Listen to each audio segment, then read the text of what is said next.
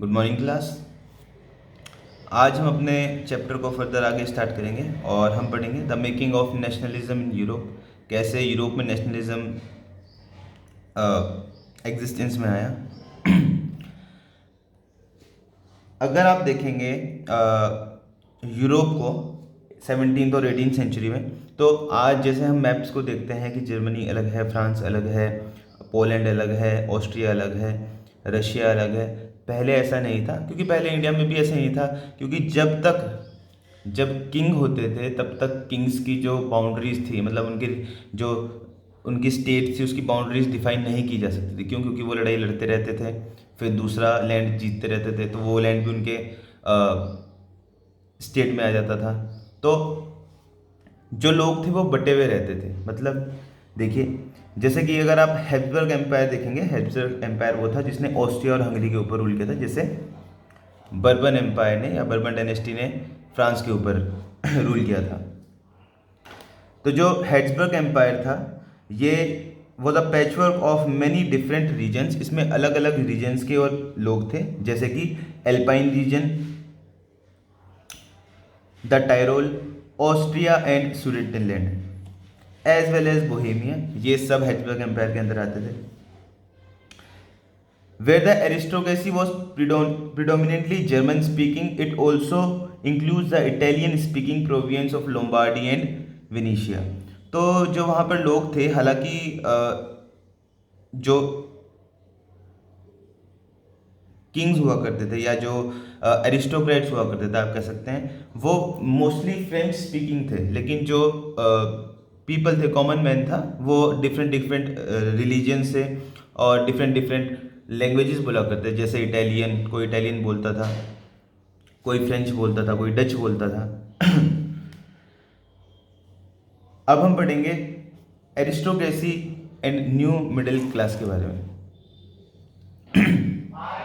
चलिए, तो अब हम पढ़ेंगे एरिस्टोक्रेसी एंड मिडिल क्लास के बारे में। एरिस्टोक्रेट्स आप जानते हैं, एरिस्टोक्रेट्स कौन होते थे?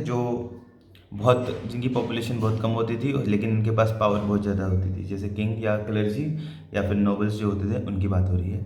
तो जो एरिस्टोक्रेट्स होते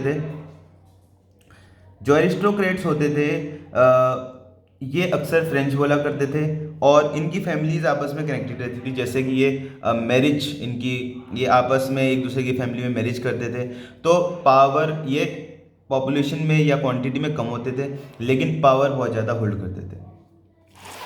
और दूसरी तरफ थे हमारे पीजेंट्स, जिनके पास कोई पावर नहीं थी। लेकिन जैसे ही 17th सेंचुरी में इंडस्ट्रियल एवोल्यूशन हुआ फ्रांस में, और मेनली जो इंडस्ट्रियल रेवोल्यूशन हुआ था स्टार्ट वो ब्रिटेन में हुआ था, लेकिन यूरोप के अदर पार्ट्स में भी इंडस्ट्रियल रेवोल्यूशन चल रहा था। जैसे इंडस्ट्रियल रेवोल्यूशन स्टार्ट हुआ, लोगों ने इंडस्ट्री सेटअप करना स्टार्ट करी, लोगों ने काम करना शुरू करा, फिर लोगों ने ट्रेडिंग शुरू करी एक दूसरे से, एक जगह से दूसरी जगह। उससे लोगों के पास जो पीजेंट्स थे उनके पास थोड़ा पैसा आने लगा। अब क्योंकि उनके पास पैसा आने लगा तो वो बिजनेसमैन बन गए, प्रोफेशनल्स बन गए, इंडस्ट्रियलिस्ट बन गए, और अब वो एजुकेटेड भी थे। सबसे बड़ी बात थी, वो एजुकेटेड थे। अब मिडिल क्लास फॉर्म हो चुकी थी। अब पीजेंट्स जो थे वो मिडिल क्लास, कुछ पीजेंट्स वो मिडिल क्लास मान लेते थे। मतलब वो गरीबों जितने गरीब नहीं है और अमीरों जितने अमीर नहीं है, और वो अपने बात रख सकते थे, क्योंकि मिडिल क्लास जो पीपल थे वो उनको, क्योंकि एक जगह से दूसरी जगह उनका सामान जाता था, या आप कह सकते हैं वो ट्रेडिंग करते थे, या वो मर्चेंट थे, वो एक जगह से दूसरी जगह अपना सामान बेचा करते थे। तो इनकी यूनियन फॉर्म हो गई थी इन सेंस, क्योंकि एक ही काम कर रहे हैं सब लोग। तो अब हम पढ़ते हैं liberal nationalism stands for. What did liberal nationalism stands for? Liberal nationalism का मतलब क्या होता है? तो सबसे पहले हमें लिबरल वर्ड का मतलब समझना पड़ेगा। The term liberalism derives from a Latin root liber, जिसका मतलब होता है फ्री। लिबर एक लैटिन वर्ड है जिसका मतलब होता है फ्री। अब लिबरलिज्म, मिडिल क्लास के लिए लिबरलिज्म क्या था?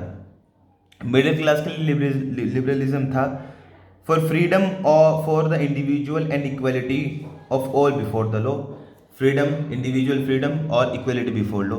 और पॉलिटिकली लिबरलिज्म का मतलब क्या था? It emphasise the concept of government by consent, एक ऐसी गवर्नमेंट जो पीपल के कंसेंट से बने। Equality before law did not necessarily stand for universal suffrage.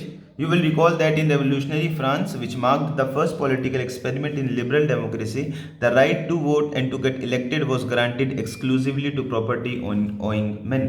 तो जो इक्वेलिटी बिफोर लॉ है और जो सफरेज क्या होता है? Right to vote, suffrage is right to vote. तो फ्रेंच रेवोल्यूशन में हमने देखा कि जब स्टेट असेंबली ने गवर्नमेंट बनाई, उसके बाद उन्होंने कुछ लोगों को सफरेज प्रोवाइड किया, मतलब उनको वोट देने का अधिकार दिया। लेकिन वो लोग कौन थे? वही लोग थे जो लैंड ओन करते थे या कोई प्रॉपर्टी ओन करते थे, सिर्फ वही। वुमेन्स एंड चिल्ड्रंस और ऐसे मैन जो लैंड ओन नहीं करते वो वोट नहीं दे सकते थे। However, the Napoleonic Code went back to limited suffrage and reduced women to the status of a minor, subject to the authority of the fathers and husband. अब जैसे Napoleon code आया तो नेपोलियन कोड में ये लिखा था कि जो वुमेन्स हैं इनको माइनर समझा जाएगा, ये वोट नहीं दे सकती हैं और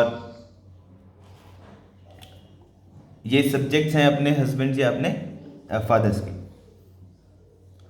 during 19th century this was a strong demand of the emerging middle class. अब क्योंकि मिडिल क्लास एग्जिस्ट करने लग गई थी, मिडिल क्लास स्टार्ट हो गई थी, मिडिल क्लास के जो लोग थे, तो जो मिडिल क्लास में लोग थे उन्होंने क्योंकि वो मर्चेंट थे, वो इधर से ट्रेडिंग करते थे, तो अब उन लोगों ने ये नीड उनकी एक एमर्ज हुई कि जो मार्केट्स है या जो ट्रेडिंग है इसको टैक्स फ्री कर दिया जाए, जो रेस्ट्रिक्शंस हमने लगा रखी हैं वो हटा दी जाए। अब ऐसा क्यों था? देखें, अगर कोई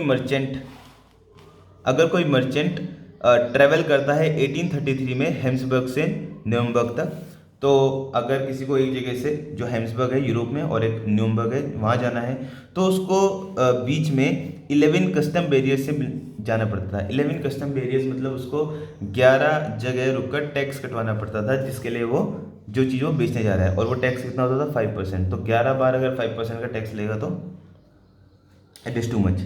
तो अब मिडिल क्लास क्योंकि मर्चेंट थी, वो ये चाहते थे कि ये टैक्स ना लगे, ये अबोलिशमेंट ना हो, तो ये रेस्ट्रिक्शन हट जाए। अब हम देखेंगे कि कैसे वहाँ पर उस टाइम मेजरमेंट्स और वेट्स कैसे चलते थे। तो देखिए, एक एग्जांपल यहाँ पर दिया है, एक एल, जैसे हम मीटर में क्लॉथ को नापते हैं, वहाँ पर एल में क्लॉथ को नापते हैं। तो जो एक एल था वहाँ पर, वो कैसे अलग अलग जगह पे उसकी वैल्यूज़ अलग अलग थी। देखिए, फ्रैंकफर्ट एक जगह है, ये 1L is equal to 54.7 centimetre, मतलब 1L 54.7 सेंटीमीटर होता। मेंस में ये 55.1 सेंटीमीटर होता और न्यूरम्बर्ग में ये 65.6 सेंटीमीटर होता और फील्डबर्ग में ये 53.5 सेंटीमीटर। तो एक ही एक ही यूनिट की अलग अलग वैल्यूज़ हैं, अलग अलग जगह अलग अलग टाइप से मेजर करा जाता है और उसके अकॉर्डिंग ही टैक्स लिया जाता था। In 1834, a custom union of Zollverein was found at the initiative of Prussia and joined by most of the German states. The union abolished tariff barriers and reduced the number of currencies from 30 to 2. तो अब एक ज़ोल्वरीन form किया गया।